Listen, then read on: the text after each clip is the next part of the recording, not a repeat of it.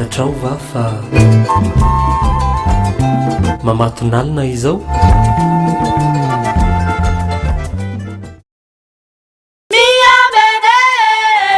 miambene hoavyandeny tompo miambena miambene hoavyandeny tompo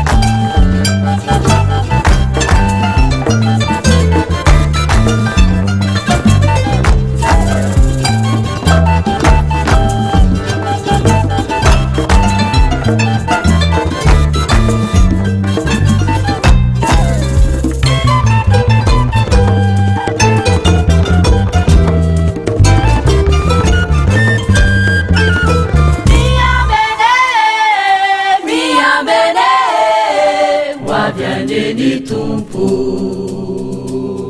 miambena miambene tompo hamiambena hamiambena hamiambena hamiambena hamiambena faly miarabantsika rehetra manaraka izao fandarana izao ao anatin'ny fandarana mamatonalina isika dia ny ahafahana mampitodika atsika ny amin'ny fiavian'ny Jesosy Kristy efa niomana avy ianao efa vonona avy ianao ka milohany irosotsika amin'izany fampianarana izany dia andeha hiarivavaka isika. Andriamanitra tompona io dia ianao dia manatrika nay amin'ny fotoana rehetra amin'ny toerana rehetra ary miasa amin'ny fomba tsy takatry ny sainay ka ihany koa mitahona anay mba hifantoka aminao Andriamanitra izay mampiomana anay mandrakarivany amin'ny fiavian'i Jesosy Kristy eny amin'ny rao an-lanitra ary noho izany indrindra dia mitarianay ao anatin'izao fiaonana izao ao anatin'izao fampianarana izao satria ianao Kristy mihitsy no mampianatra anay ary hamasina amin'ny alalan'ny teninao izay amin'ny anaranao Jesosy Kristy amen. Manantitra ny fiaravana sady manona ny fiadanan'ny tompo amintsika tsirairay avy. Ny soratra masina izay fantoantsika amin'ny teny ity araka ny lohahevitra ny hoe ny fahatoniana ao amin'Andriamanitra dia raisitsika ny soratra masina ao amin'ny filazantsara araka ny Lioka toko faha 1:20 ka ny andininy faha 7 hatramin'ny andininy faha 1:10 izay mivaky toy izao amin'ny anaran'ny tompo. Ary nanontany azy izy ireo hoe mpampianatra raha oviana no avy izany ary inona no famantarana rehefa tonga izany dia hoy izy mitandrema fandrao voafitaka ianareo fa maro no ho avy amin'ny anarako sady hilaza hoe izaho no izy ary koa efa akaiky ny andro koa aza manaraka azy raha handre ady sy tabataba ianareo aza matahotra fa tsy maintsy ho tonga aloha izany nefa tsy mbola miaraka amin'izay akory ny farany ary hoy izy taminy hisy firenena hitsangana hamely firenena hisy fanjakana hitsangana hamely fanjakana hisy hohorontany lehibe sy mosary ary arety mandringana any amin'ny tany samihafa ary hisy zava-mahatahotra sy famantarana lehibe avy any an-danitra amen. Eo andin'ny soratra masina araka ny Lioka toko faha 1:20 andin'ny faha 7 hatramin'ny andin'ny faha 1:10 io no ifantoantsika amin'ilay lohahevitra araka izay fanambara teo aloha hoe ny fahatoniana ao amin'Andriamanitra. Ity soratra masina izay noraisina ity dia efa toy ny resaka ny fanaovan'i Jesosy Kristy sy ny mpianany eo aloha eo satria ny andin'ny faha 5 sy ny andin'ny faha 9 dia misy an'izao teny izao nisy ny laza fa voaravaka vato tsara sy fanatitra ny tempolo fa hoy Jesosy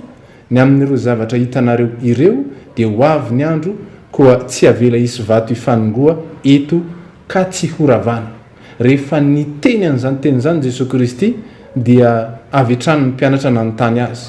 ny hoe roviana no avy izany inona ny famantarana. Rehefa namaly azy ireo Jesosy Kristy dia tsy namaly mivantana akory ny hoe amin'izao zany no hitranga izao ny famantarana fa avy hatrany Jesosy Kristy nitondra azy ireo mivelatra sy amin'ny fotoana maritra kokoa tsy ny amin'ny anio ihany fa ny amin'izay fotoana ho avy ihany koa aza zay tsy takatra ka nahatonga ny tompo ny teny misy zavatra telo izay toy ny filazamandidy nylazain'i Jesosy Kristy ka ireto avy zany ary ireo indrindra no akatsika ny afatra ho amin'izay fiomanana sy ny fahavononana ny amin'ny fiavian'i Jesosy Kristy. Reto ilay teny fanalahidy nambaran'i Jesosy Kristy ny voalohany dia ny hoe mitandrema dia misy toyny fandrao ho voafitaka ianareo. Ny faro ilay nambaran'i Jesosy Kristy ihany koa dia ny hoe aza manaraka azy. Eo amin'ny andin'ny fahavalo no ahitanandreo filazana mandidy anankiroa ireo mitandrema aza manaraka azy. Fa ny fahatelo dia eo amin'ny andin'ny fahasivy hoy Jesosy Kristy aza matahotra. Inavy ihany no raketin'ireo rehefa nilaza ny amin'ny trangan-javatra iseho Jesosy Kristy mialohany atongavany eny amin'ny rano lanitra dia nambarany ny hoe mitandrema fandrao voafitaka ianareo na koa ny hoe mitandrema aza manaiky ho fitahany ianareo satria nahoana satria hisy fampianarana ho ataon'ny olona izay to mitovitovy amin'ny fampianaran'i Kristy saingy tsy izay akory ilay izy ka aoka tsy ho voafitaka isika fa mila mitandrina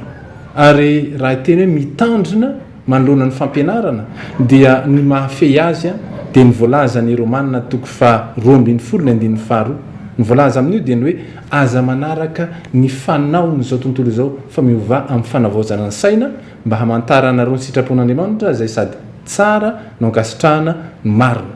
zany hoe aza ny fampianarana na sodoka ny fampianarana samihafa izay miseho etin'ivon'izao tontolo izao fa mila fibebahan'ny saina zay le hoe miova amin'ny fanavaozana ny saina mibebaha ny sainareo ary eo indrindra no hitariana antsika matetika mantsy raha vao miteny hoe fibebahana isika dia ny fo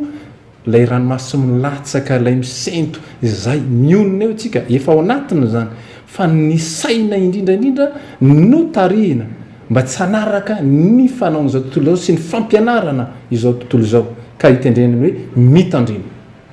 ny faharoa ihany koa mifamatotra amin'izay a dia nilazany Jesosy Kristy fa ho avy isy teny hoe izaho noho izy zany hoe ho avy amin'ny anarany misy milaza fa izy no Mesia dia ny nambaran'i Jesosy Kristy dia ny hoe aza manaraka azy aza sodoka ny anarana sy izay mety ho fahaiza manao ateraka izany fa tia ny tompo ihany koa isika ny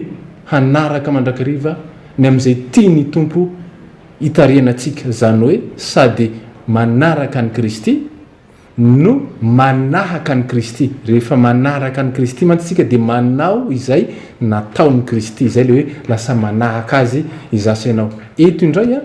dia ilay etsika mihitsy no hisarianantsika ny amin'izany fiomanana sy ny fahavononana hitsenan'ny Kristy eny amin'ny ranolanitra zany ilay etsika tsy mionona fotsiny hoe lay saina fotsiny no mibebaka araka ny voalaza teo aloha fa inona ary no etsika takin'izany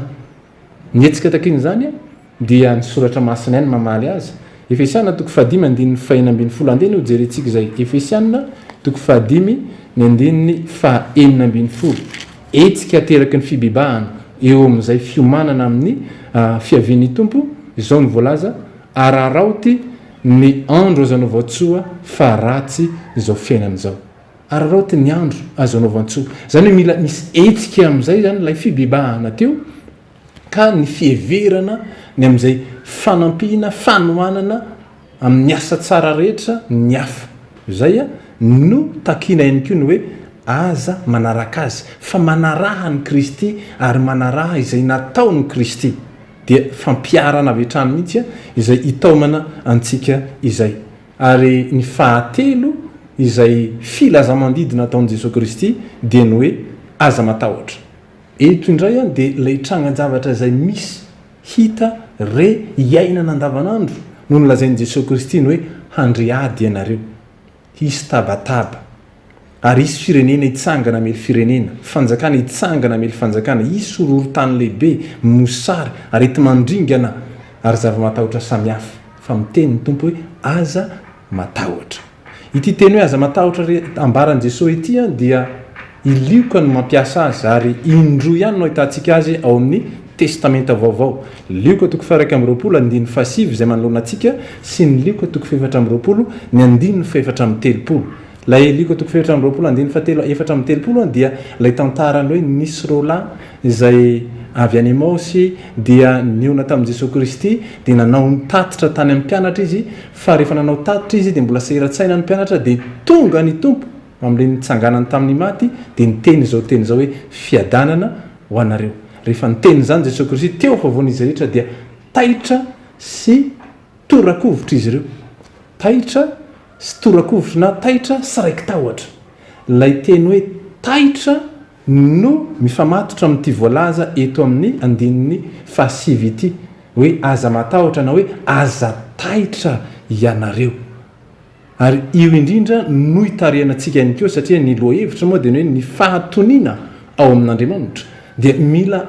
zasainao mihitsy zany tsy taitra eo anolohan'ny trangan-javatra rehetra hita re sy ainana andavanandro ahoana ary no atao satria mampisavoritaka tokoa ny zava-misy iainantsika amin'izao vanim-potoana izao ahoana ny atao mba tsy ho taitra anankiray ambaran'ny soratra masina ihany a Kolosiana toko 4:5-12 Kolosiana toko 4:5-12 dia izao ny voalaza ao hoe aoka ny tenin'ny Kristy hitoetra betsaka ao anatinareo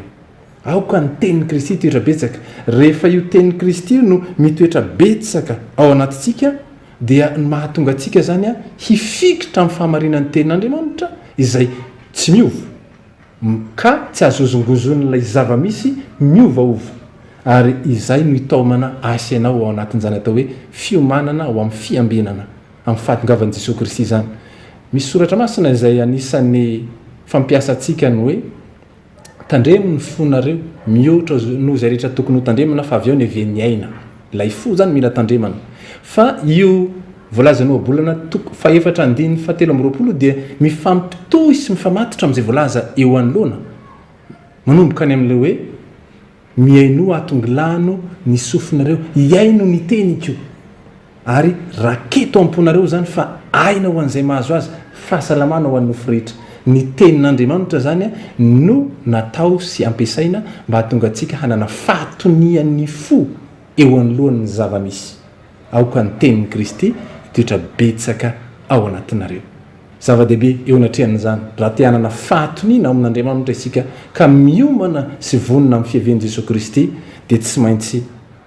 mitandrina ary ny fitandremana izay ambara eto dia fibebahana. Ny faharoa dia tsy maintsy ihany koa manaraka ny Kristy fa tsy manaraka fa fampianarana hafa sy olona hafa. Ary ny ahafahantsika manao an'izany dia ilay nataon'ny Kristy mihitsy misy hetsika ataontsika hanasoavana ny hafa. Ary ny fahatelo dia ny fifikirana amin'ny tenin'Andriamanitra satria izany mitondra fahatoniana ahafahantsika miomana amin'ny fitsenanan'ny Kristy. N'Andriamanitra irery ny voninahitra fa zany teny izany any hitoetra betsaka ao anatintsika tsirairay avy ka hitomboantsika amin'ny fahalalana tsara an'i Kristy ilay zanak'Andriamanitra velona. Hivavaka isika. Andriamanitra ao misaotra anao zay ny amin'ny teninao izay velona mahery maharitra mandrakizay misaotra fa izany teninao zany dia miasa ao anatinay ka manome anay fahatoniana satria ianao Andriamanitra mihitsy no loha ranony zany. Dia misaotra anao ny amin'izay hitarihanay ho amin'ny fiomanana, fiambenana sy fahavononana hatrany. Ny anaranao Jesosy Kristy. Amen.